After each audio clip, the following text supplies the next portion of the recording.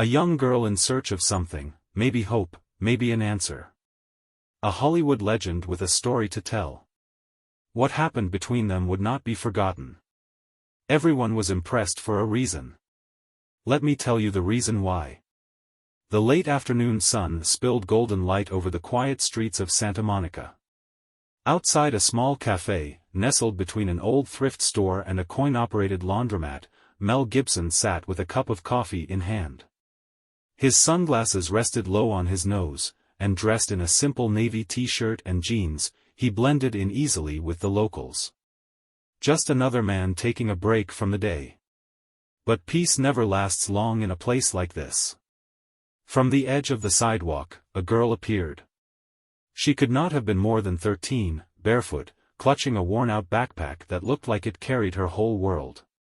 Her brown hair, tangled and unkempt, framed a face that seemed far too tired for someone her age. She stopped a few feet from Mel, her gaze flickering over him nervously, as if she was deciding whether or not to speak. "Excuse me," she said, her voice small but steady. Mel glanced up, his brow knitting slightly in surprise. She hesitated, gripping the frayed strap of her bag. Do you know who Jesus Christ is?" The question hit like a sudden shift in the wind, cutting through the murmur of passers-by and the distant hum of traffic.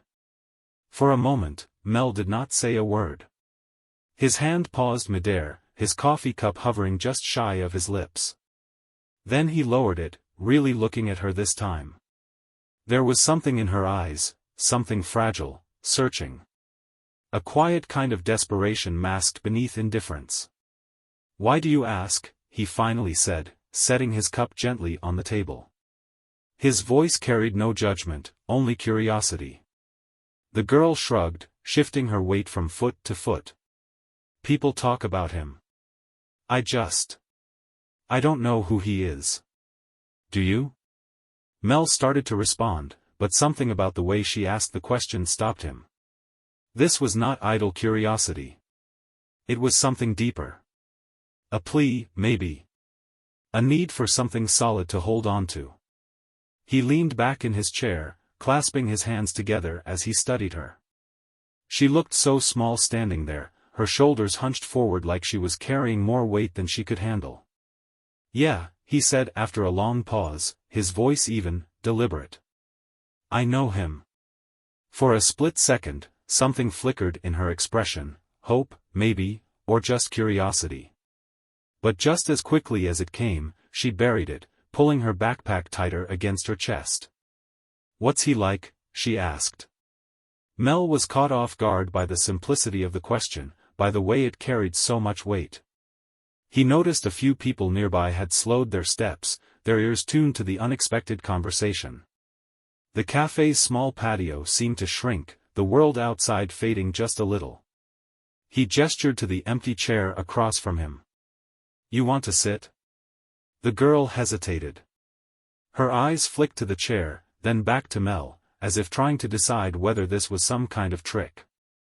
Finally, she moved forward and perched on the edge of the seat, stiff and ready to run if she had to.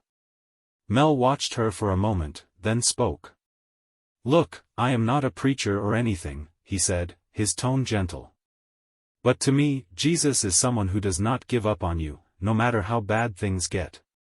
He is about forgiveness. About starting over, even when you think it is too late." The girl looked down, tracing invisible patterns on the table with her finger.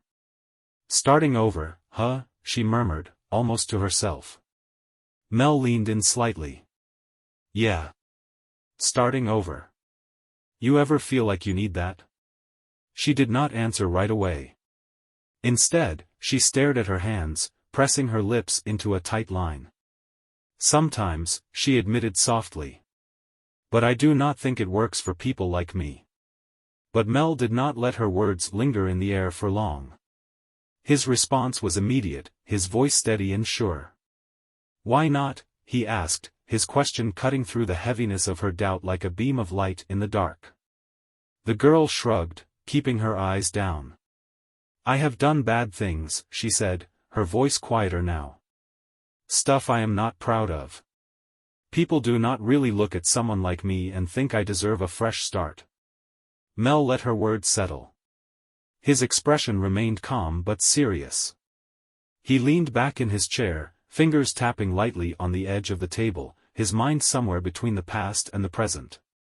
You know, he began, his tone thoughtful yet firm, I used to think that way too. Her eyes flicked up to his, a hint of surprise there. Maybe even disbelief. You? She asked skeptically. Yeah. Me. He let out a small, humorless chuckle. I have made mistakes, big ones. Hurt people I cared about. There were times I thought I would never climb out of the hole I dug for myself. She studied him now, the doubt still there, but curiosity creeping in. But then I realized something, Mel continued. It is not about whether you deserve it. Nobody deserves grace. That is what makes it grace. The girl frowned slightly, as if trying to grasp something just beyond her reach. So you just got forgiven? Just like that? Mel shook his head. It was not that simple, he admitted. It took time. A lot of time. And a lot of hard work. He leaned forward slightly, lowering his voice. I had to face things about myself that I did not want to see. I had to ask for forgiveness, not just from God, but from the people I hurt. He exhaled deeply, his gaze steady. And let me tell you, it was not easy. But it was worth it. The girl watched him closely now, the skepticism fading bit by bit. There was something in his words, something real. What made you want to change? She asked, almost hesitant, as if unsure she really wanted to hear the answer. Mel was quiet for a moment, his eyes drifting toward the horizon. I hit rock bottom, he said finally. And when you are at the bottom, there is only one way to go, up. He paused, his voice softer now. But you cannot do it alone. That is what I had to learn. She nodded slowly. Not because she fully understood yet, but because she was beginning to. His words carried weight, raw and unpolished, but true. Before she could respond, a soft commotion broke the moment. A few strangers had stopped nearby, their eyes flickering between Mel and the girl, drawn by the unexpected depth of the conversation. A man in a gray suit. A young couple holding hands. An older woman carrying a bag of groceries. All of them had slowed their steps, lingering subtly, as if caught in something they had not meant to overhear but could not ignore. The girl glanced over her shoulder, taking in the small crowd. Her posture stiffened. They are just being nosy, she muttered, a hint of bitterness in her voice. Mel followed her gaze but did not seem bothered. He leaned back in his chair, still focused on her. Maybe, he said with a slight shrug. Or maybe they are looking for something, just like you are. The girl scoffed lightly. Looking for what? Hope. Meaning. A reason to believe things can get better. She stared at him, her expression shifting, softening just a little. Do you really think things can get better for anyone? She asked, her voice carrying more vulnerability than before. Mel held her gaze and nodded. I do not think so, he said, firm and sure. I know so. One of the strangers, the older woman with the grocery bag, took a step closer. There was something hesitant in her movements, as if she was not sure she should interrupt, but the pull was too strong. Excuse me, she said softly, gripping the bag tighter. Are you talking about faith? Mel turned to her, offering a small, polite nod. We are, he said evenly. The woman exhaled, something shifting in her expression. And how it helps? Mel gave a slight smile. How it can help you climb out of some pretty deep holes. She let out a quiet laugh, more of a breath than a sound. Then her lips trembled slightly as she whispered, almost to herself, I needed to hear that today. The girl watched the exchange between Mel and the woman, her shoulders loosening just a little. It was as if the presence of others, strangers who seemed to understand something she was still struggling to grasp, made her own doubts feel less like a burden she had to carry alone. She leaned forward slightly, her voice quieter now. So, what if you do not even know where to start? What do you do then? Mel held her gaze, his voice calm and steady. You start where you are. With whatever you have. Even if it is just a question. She did not respond right away. Instead, she sat there, her fingers tracing the rough edge of the table, as if trying to decide whether to believe him or retreat back into the shell that had kept her safe for so long. Then, her fingers went still. Her eyes flickered with something unspoken, something fragile. Finally, she asked, have you ever been so lost you could not even see the way out? Like it is not even there? Mel's expression shifted. A shadow of something, pain, maybe regret, passed over his face. He nodded slowly, letting the weight of her words settle over him. Yeah, he said, his voice quieter now. I have been there. There were nights when I thought I would never find my way back. Like no one would care if I did not. The girl swallowed hard.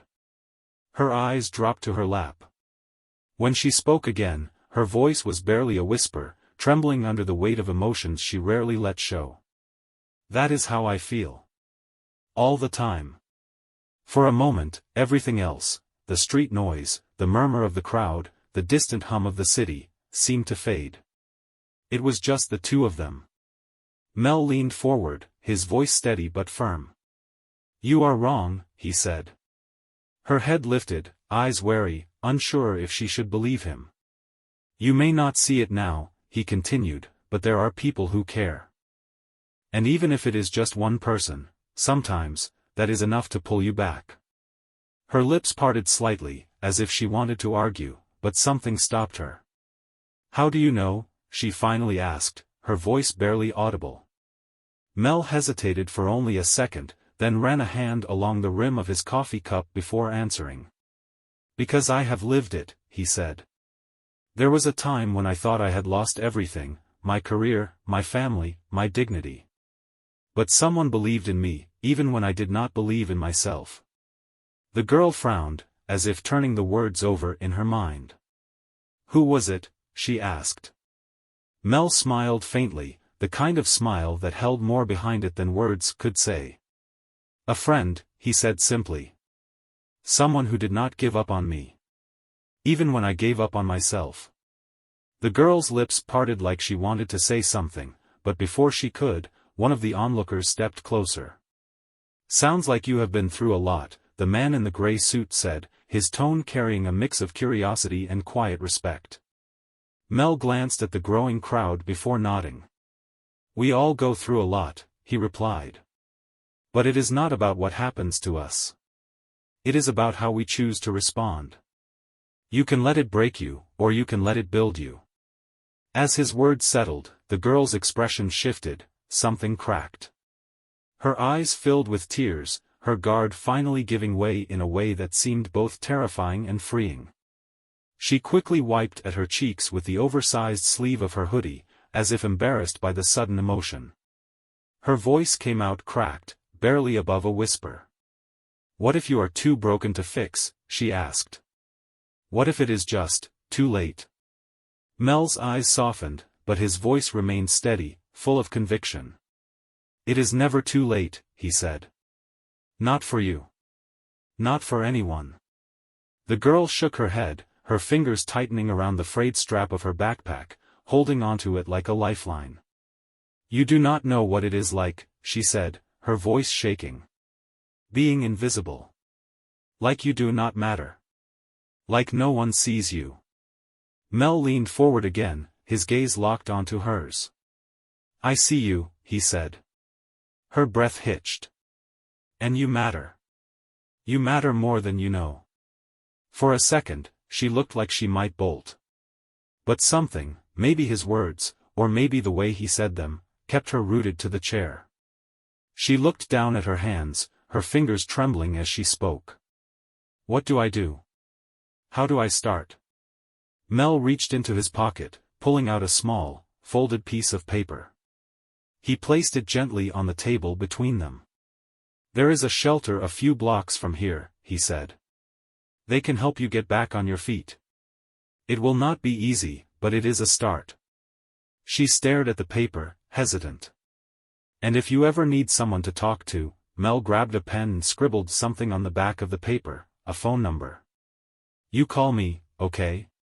Her fingers hovered over the paper before she finally picked it up, holding it carefully as if it might disappear. You would really help me? She asked, her voice tinged with disbelief. Mel did not hesitate. Absolutely. Someone helped me when I needed it. Now it is my turn to do the same. The girl clutched the paper tightly. For the first time, there was something in her eyes that had not been there before, a spark of hope. A flicker of belief that maybe, just maybe, she was not as invisible as she thought. Before she could speak, a voice from the crowd interrupted, breaking the quiet but not the impact of what had just happened. A middle-aged man stepped forward, his face a mix of awe and emotion. I have never seen anything like this, he said, glancing between Mel and the girl. It is inspiring. Mel looked up at the man, a small, knowing smile playing on his lips. It is not about inspiration, he said simply. It is about doing what is right. Sometimes, people just need someone to remind them they are not alone. The man nodded, visibly moved, before taking a step back, blending into the small gathering that had formed. The girl, still holding the paper as if it were a lifeline, looked at the crowd for the first time. But instead of shrinking away, she straightened. It was as if, in that moment, she realized something: she was not invisible anymore. She turned back to Mel, her voice softer now, steadier. Thank you, she said, the word simple but filled with meaning. For seeing me. For everything. Mel nodded. You have got this, he said. One step at a time. Just do not give up. No matter how hard it gets. The girl stood slowly, her movements uncertain but deliberate. As she turned to leave, the crowd parted around her, watching as she walked down the sidewalk, her bare feet moving with a quiet sense of purpose. A few people lingered, their expressions reflecting the weight of what they had just witnessed. Mel leaned back in his chair, exhaling deeply. He reached for his coffee again but realized it had gone cold. Not that it mattered. His mind was elsewhere, on the girl, on the question she had asked, on the past he had been forced to revisit. Just as he thought the moment was over, an older woman from the crowd stepped closer, her eyes shimmering with emotion. That was beautiful, she said softly. I think you gave all of us something to think about. Mel gave her a small, appreciative nod. His expression thoughtful, reflective. Sometimes, he said, the smallest moments make the biggest difference. He paused, glancing toward where the girl had disappeared down the street. She reminded me of something I had almost forgotten. The woman tilted her head. And what is that? Mel smiled faintly. How powerful a question can be. The woman wiped a tear from the corner of her eye. It is rare to see someone take the time to listen the way you did. She will remember this forever. As the crowd slowly dispersed, Mel sat quietly, watching the girl's figure shrink into the distance. The paper he had given her seemed like such a small thing. Just an address, just a number. But he knew it could mean everything to someone who needed it. He hoped she would hold on to it, not just the words on the page, but the belief that someone out there cared. The sun dipped lower, casting long shadows across the cafe patio. Mel finally stood, leaving a generous tip on the table before heading toward his car. His heart felt lighter, though he could not fully explain why.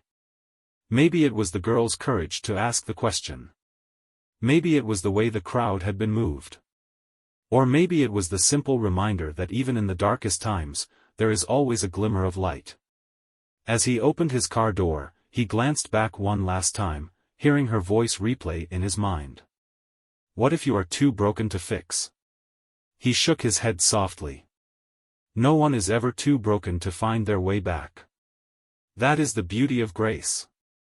To everyone watching this story, take a moment to reflect. You never know what someone is going through. And sometimes, the smallest gesture, a kind word, a listening ear, or simply showing someone they are not invisible, can change their life. Be that light for someone. And if this story touched your heart, make sure to subscribe for more stories that remind us of the power of kindness, faith, and human connection. Because in the end, it is these moments that bring us closer to understanding what really matters.